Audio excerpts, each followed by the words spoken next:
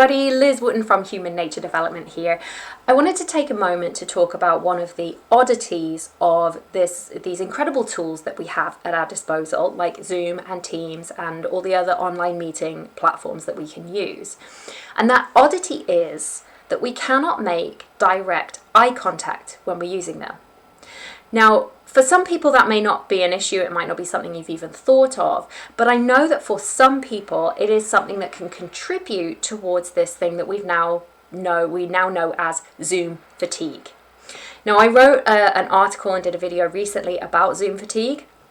You can find it at humannaturedevelopment.com/blog.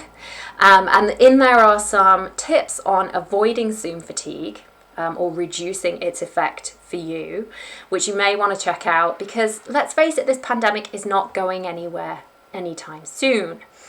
So, eye contact. Why is it so important that we as humans make eye contact with each other? Well, one of these amazing statistics that we have at our disposal is that a huge percentage of communication for humans is non-verbal. Only 7%, let me say that again, 7% of communication is what we say is verbal communication. The other 93% is non-verbal. So some of that is about tone of voice and that kind of thing.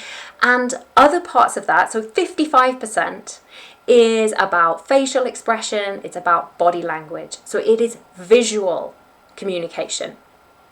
Now, of course, this is why I think we're incredibly fortunate to be living in a time where we actually can have visual communication with each other via video platforms like Zoom and Teams, right? It is amazing that we can do that and still be in different rooms or different countries and still get to see each other and talk to each other.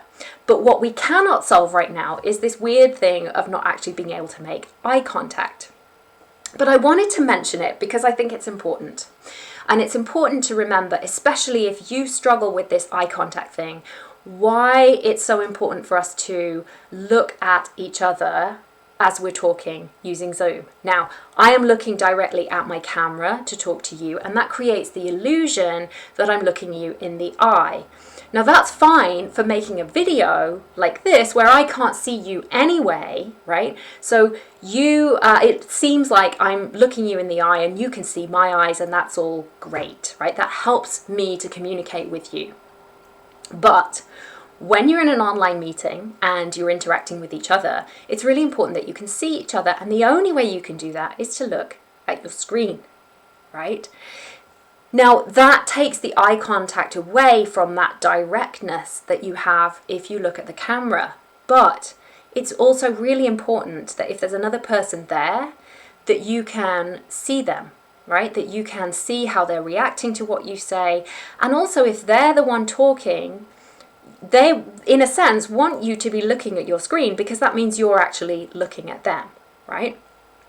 I'm going to share with you one of the strangest Zoom meeting experiences I ever had was where the other person that I was talking to had decided that this eye contact thing was a problem, and that the answer to it would be while I was talking, that this person would look at their camera to create the illusion of eye contact with me. But it was super weird because it meant that I knew that this person wasn't actually looking at me. So any of the visual cues that they would be getting if they'd been looking at me, they were going to be missing. So my advice here is, don't worry about looking at camera, okay? Ignore the camera if you're in a meeting, which is interactive, and just look at your screen. Look at the other people, look at their reactions, read what's going on, look for those non-verbal clues and cues. Get my words mixed up, and just make sure that you're interacting as in the moment as you possibly can. Forget the camera. I want to know what you think. Tell me about your Zoom meeting experiences. What are you finding most tiring about them, most frustrating about them? How can I help you? Tell me in the comments, and I'll see you soon.